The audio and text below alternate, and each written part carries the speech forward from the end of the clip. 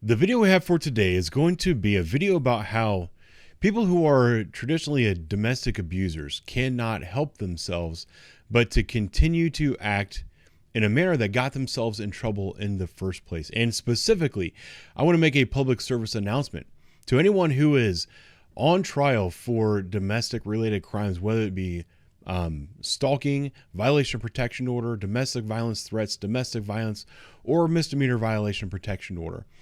If a condition of your bond is that you are not to possess a firearm, I would recommend that you do not post videos online of yourself holding a firearm and making threats against the person that has made a claim against you.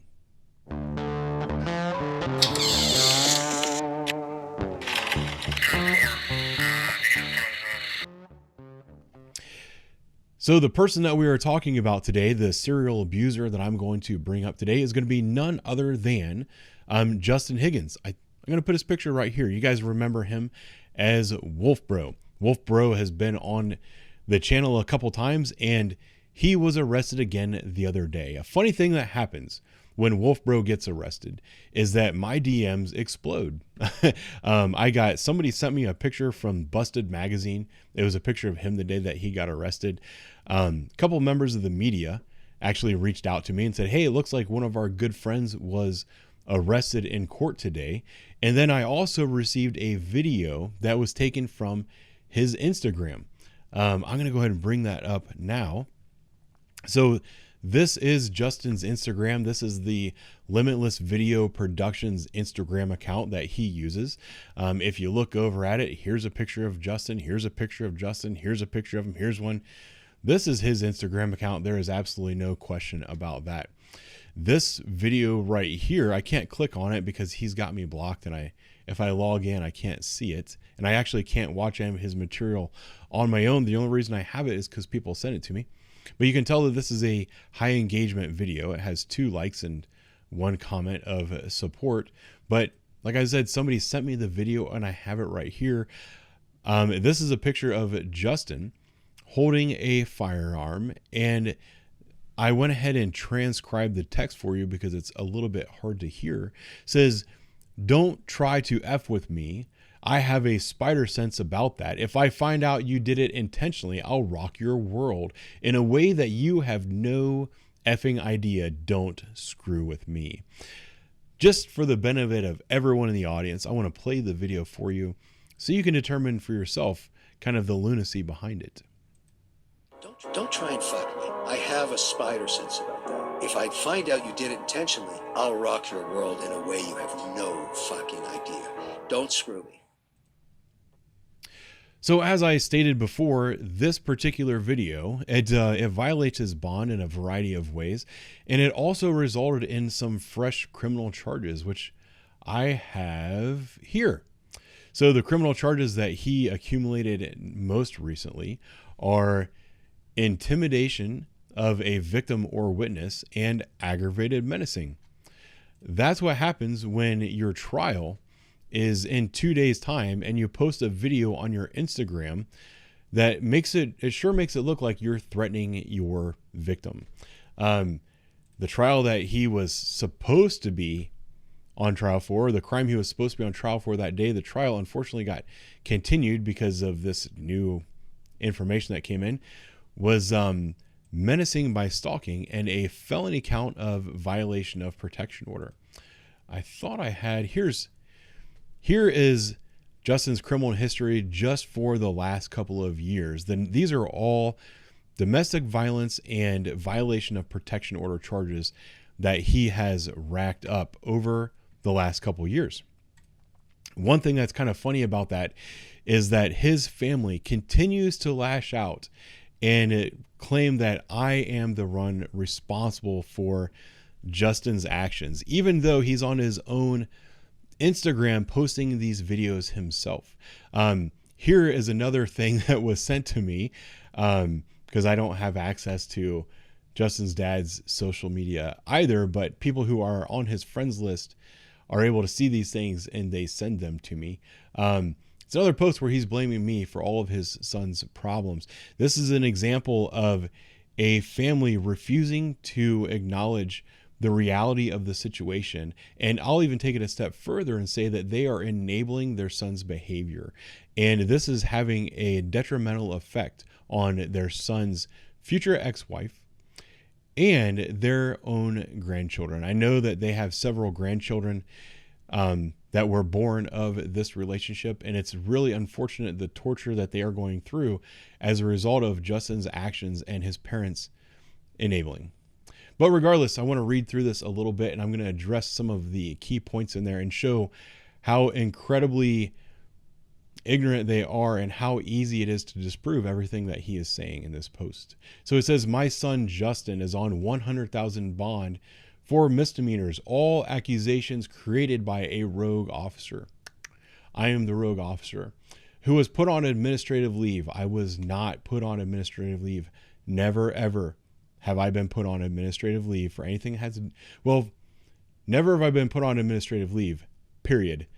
Definitely have I not ever faced any discipline whatsoever for anything involving your son. Let's see. He stalked my son and bore, spelled incorrectly, false witness against him. The word bore, I'm not even going to read that sentence. This officer admitted to stalking other people. That's not true. Channel 6 did a piece and quiet on me. There was a news story on Channel 6 about me, and it was actually quite complimentary of what I do. My son sits in jail right now over accusation.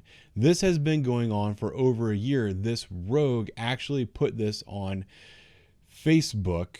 And this cop is no more than Barney with a badge. Also, a month ago, so on Facebook, all media to see cops going to my ex-wife's home, showing entry layout of her home and mocking her over media. Are you kidding? This is the nonsense that his family is trying to spread about me. I want to take a moment to try to clear the air and show this man's family that they are barking up the wrong tree. It's not that there's too much pressure on me, because none of this stuff means anything to me. It goes nowhere. You can say it all you want. All you're doing is frustrating yourself. You can tell the media everything that you want to tell them. They don't believe you. They know who I am. They know that you're full of crap. But I want to go back. So I'm not going to go to that page first. I want to go here. So a lot of these problems started in November of 2020. This is something that his family is accusing me of having a heavy hand in. Regardless of the fact that I'm not listed on any of the reports, I'm not listed on any report that had anything to do with Justin being arrested. I'll just put it quite bluntly. That is a fact of the matter. But I also want to point to something else. I wasn't ready. This is a protection order that was issued to Columbus News Channel 10 TV, WBNS. This was issued on November 2nd, 2020. There is a correlation between November 2nd, 2020 and November the 9th, 2020.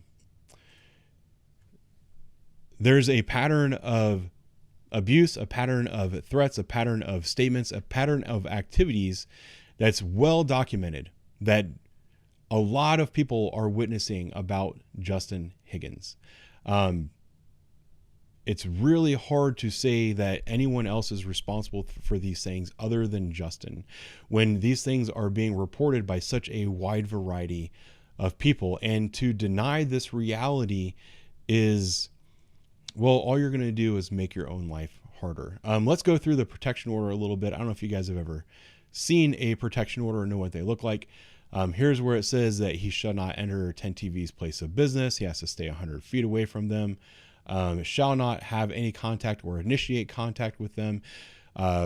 Respondent shall not encourage any other person to act in a way that would be prohibited by this order. So let's go back to this post down towards the bottom. But I know I was not there. No one else was. By no matter of time. There's something. This shows up in mock. Oh, it will make a great story for the news, which we will be contacting today. So I wanted to just send a friendly reminder to Justin Higgins' family that if you want to contact the news and make a false report against me, or you want to bear false witness against me, make sure you don't contact 10TV, because that would actually be a violation of the protection order against Justin, just so you know. It also says that he shall turn over all deadly weapons and concealed carry license. If you look at this picture, he's holding a rifle. That is a deadly weapon. That is actually a violation of the protection order issued against him. And then I want to go down, and it shows kind of the evidence that was used in order to issue this protection order. Where is it? So here's the statement that was given by the 10TV legal team in order to get this protection order. Upon information and belief, Higgins is the founder and CEO of Limitless Video Productions, which operates a Facebook page where Higgins publishes what he purports to be reports. Upon information and belief, Higgins lacks any journalism background, either by education or work experience. Nevertheless, since June 2020, Higgins has appeared at various news events purporting to report, including on his interactions with law enforcement, and offering his opinion on the conduct and actions of law enforcement officers. Higgins has publicly exhibited hostility towards law enforcement. He also has hostility towards the mainstream media, and then attached at the bottom is a picture of a bunch of knives that he posted on Facebook. Then they go through a brief summary of his criminal history starting in 2013 all the way through 2019, including a 2013 arrest for domestic violence. And then they go down into his pattern of activity. Since June 2020, there have been numerous interactions between WB&S personnel and the respondent. In more recent interactions, the respondent has become bolder and more aggressive in his targeting of WB&S personnel. Then they go on to tell a story about on June 23rd, 2020, they were out reporting and he pulled up alongside them, began yelling at them and saying, "You need to stop reporting here. These aren't your streets. These are my streets. You need to talk to me." The reporter had to stop what she was doing and address him and said, "Listen, I'll come talk to you when I'm done." When she was done, she tried to walk over to him, and her cameraman was over at the vehicle putting the camera equipment away. Justin drove his minivan up onto the sidewalk and almost hit the cameraman, and then yelled at him, "I'm going to kick your ass." And then there's another story from 2019 where he approached another 10TV reporter on the scene of a homicide and said, "You have 2 seconds to leave." These are the types of things that Justin has been accused of as early as November 2020. I don't believe it's a coincidence that he was also arrested on charges involving his wife around that period of time.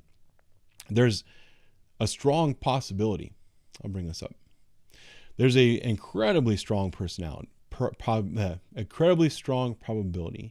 that at or about the time of June 2020 going forward, something changed in Justin, and his pattern of behavior became extremely destructive, and he started lashing out at people all around him. He started lashing out at police officers, accusing police officers of stalking him and framing him, and of having multiple fake Facebook accounts and doing all these things to try to ruin his life.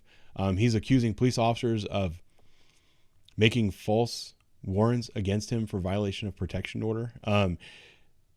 It's kind of comical because at the same time, his wife is filing criminal charges against him. The local media is also filing criminal charges against him. I don't know. It's hard to believe that these could all be the actions of a rogue officer. It's more likely the case that he's got something wrong with him and that he's doing everything that he can to try to make himself feel like a bigger man by threatening people and try to keep them down. Unfortunately, he does not understand that eventually this is all going to catch up to him, and it appears that that is beginning to happen now. So I wanted to send a message at the end of this video in conclusion to Justin's family. You need to stop enabling him. By enabling him, you are continuing to victimize his future ex-wife and his children that are your grandchildren. You also need to stop, well, let me change that. I'll tell you, if you want to continue to focus your efforts on me, that's fine.